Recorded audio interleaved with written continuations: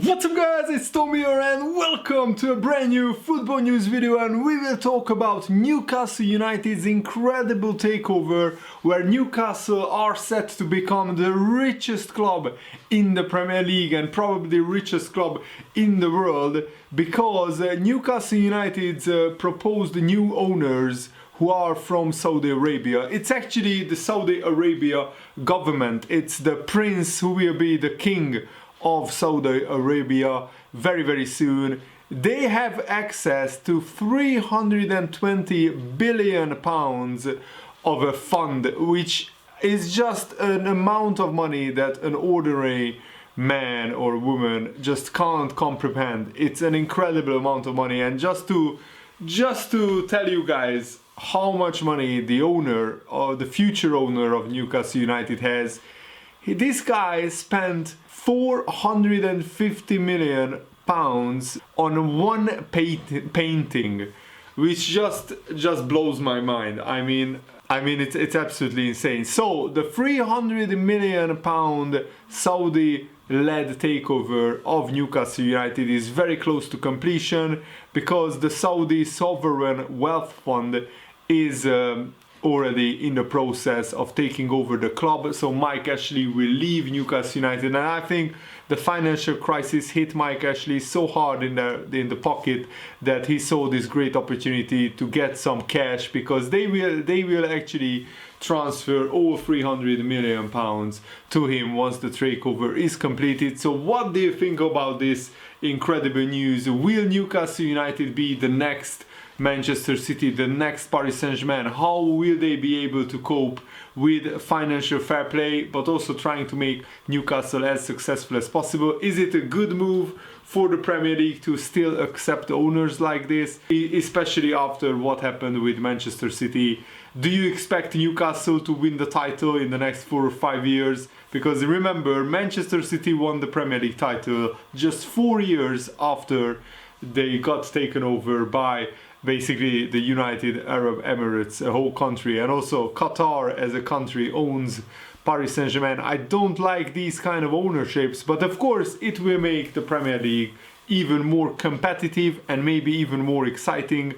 So there will be pros and cons of this ownership, like with any ownership. And I think Mike Ashley didn't deserve to be an owner of Newcastle United, because he really didn't treat the club with the respect that it deserves. He didn't treat the fans with the respect that they deserve, and he just didn't have any ambition as a Newcastle owner. And the fans wanted to see exciting football, and never mind winning trophies. They just wanted to see exciting football, and most of the time the club couldn't even serve them that. But let's talk about the new owners of Newcastle United, or the new future owners, because still it's not finalized. I have to say that. So a consortium who are backed by Saudi Arabia's public investment fund are the new owners, and these guys just have an incredible amount of resources, because their net worth is estimated at 320 billion pounds. That's absolutely crazy. That's making them comfortably the wealthiest owners in the Premier League. Even Manchester City's owners from Abu Dhabi and Roman Abramovich at Chelsea cannot compete with that. And these guys have incredible ambition, because they stated, and especially the new chairman, Yasir Al-Rumayyan, stated that they want to turn this 320 billion pounds into 2 trillion. So they want to basically make it like 5-6 times as much money in the next 30 years. They feel that this target is very much achievable, and they handed a 350-page document to the Premier League, which outlines a plan to invest hundreds of millions of pounds into Newcastle Football Club in a bid to secure a return to the Champions League, which is of course very ambitious. That will be, I think, the minimum target for Newcastle. First, let's get into the Champions League. That's where the big money is. And when you have Champions League football, then you can spend even more money on players, which of course is something that they won't have a problem with because these guys just have so much money. It's absolutely crazy. And their plan is to pump investment into the football club of Newcastle in 3-year cycles. And there is no coincidence in this because it's the same time frame, the same cycle used by UEFA to monitor financial fair play regulations among clubs in European competitions. The Premier League also have similar rules in place. So Newcastle don't only have to comply with financial fair play when they get into the Europa League or Champions League. They need to comply even when they are just playing in the Premier League. You can't spend a lot more than what you earn in revenue. So that will be, of course, the biggest hurdle, the biggest stumbling block for these owners. But it's just frightening how much money they have. It's absolutely mind-blowing to me. And also, of course, with the FFP, no club entering European club competitions are permitted to record losses in excess of £27 million over a 3-year period, making it almost impossible for any money funneled into the club to be used on big transfer fees. But, and this is significant, the Premier League allows losses of up to £105 million over the same period. So in the next 3 years, Newcastle can spend £100 million more than they earn. But when they get qualified into Europe, that's when they have to rein in the spending or increase their sponsorship deals, increase their earnings one way or another. And I really hope that these new owners of Newcastle don't try to cheat the system. That's the most important thing that I want to say in this video. I really hope that they will try to do it the right way. And I'm not sure what the right way is, but I would like to see Newcastle United to be responsible and to try and bring through young players and try to nurture them, try to really upgrade their facilities, their training ground, their youth academy, and basically have some homegrown players like at Manchester United, like at Liverpool, like at Arsenal, and of course sprinkle in some world-class talent, some fast, exciting, skillful players from abroad. But you shouldn't just do what Manchester City did and just buy 40-50 million pound players for every position and hardly give any playing time to your youth academy players. Like Jadon Sancho had to leave Manchester City to get enough playing time, and Phil Foden, who Guardiola said is the most talented football player he has ever worked with, which blows my mind, of course, because he worked with Lionel Messi, the best footballer to ever play the game alongside Ronaldo, Cristiano Ronaldo. But I mean, Phil Foden hardly gets a game at Manchester City. If you consider how many games he missed throughout his career so far, it's incredible. Phil Foden should already be like a regular at Manchester City with the talent that he has. And yes, he has been playing a lot more this season, but is that because Manchester City are already out of the title race?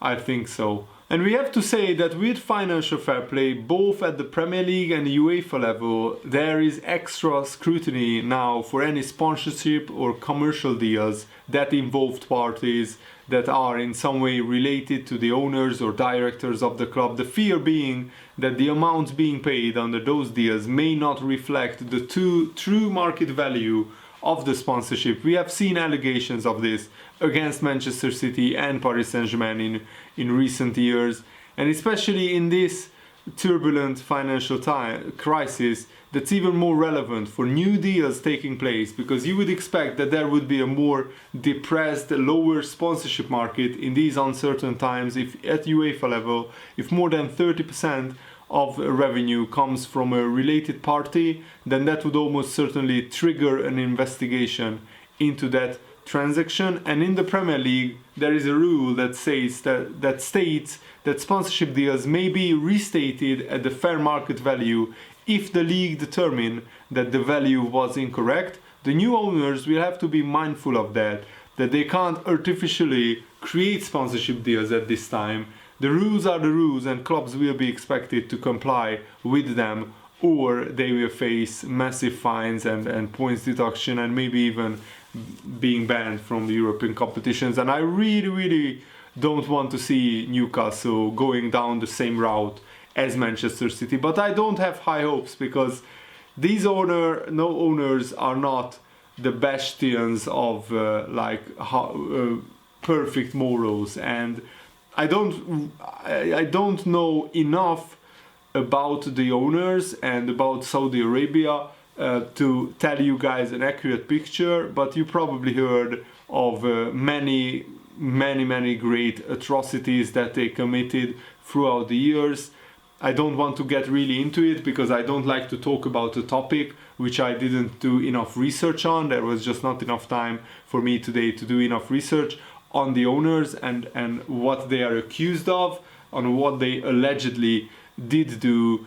But maybe I will dedicate a separate video on just that, because I think it's an issue and a topic worth discussing. What is very important, and why I said that Newcastle now with the rich owners should invest in their youth academy, in their facilities, in their infrastructure, because there is no amount of money which you can't spend on the infrastructure of the club. So you can build a new stadium, you can build a new training ground, you can build new youth academy pitches, facilities. No restriction on the amount of money spent on infrastructure, on buildings, on hiring staff. You just can't spend more money, a lot more than you earn on transfer fees, on player wages, things like that. And I think these things will happen quickly, because Rafa Benitez not too long ago was criticizing the club facilities and how much they needed to be improved for Newcastle to be able to compete at the highest level in the Premier League. And Yashir Al Rumayyan will become Newcastle's new chairman, and also this Saudi Arabia sovereign fund, the wealth fund, will own 80% of Newcastle United. And this guy is the governor of the Saudi Arabian Public Investment Fund.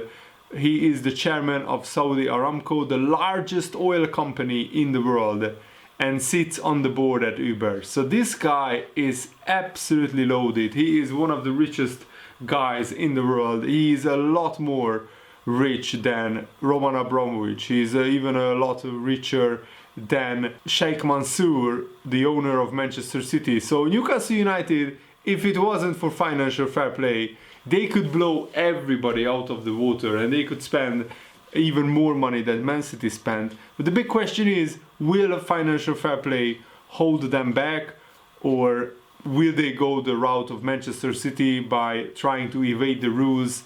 I really hope not. I really have a soft spot for Newcastle United. I think they are a great club with a great fan base. They are not the biggest club in England. There are a lot of clubs bigger than Newcastle United, but they have one of the biggest fan bases and also one of the most passionate fan bases. And I still remember when Newcastle United were playing in the Europa League and in the Champions League with Alan Shearer, and the atmosphere that the Geordies put up at Stamford Jesus Park was something else. Only Anfield on European nights lived up to that atmosphere. So at least Newcastle fans can be excited for the future of their football club. But I really don't like this thing that whole countries are now owning football clubs. And also, how can the UK government and how can the Premier League be okay with Saudi Arabia as a country owning Newcastle United? I mean, of course, it's all about money. A little bit sad for football that it's going this way, but the game has long been just more than a game. It has been all about business, all about money for many years now, and I don't think you can turn back from this now.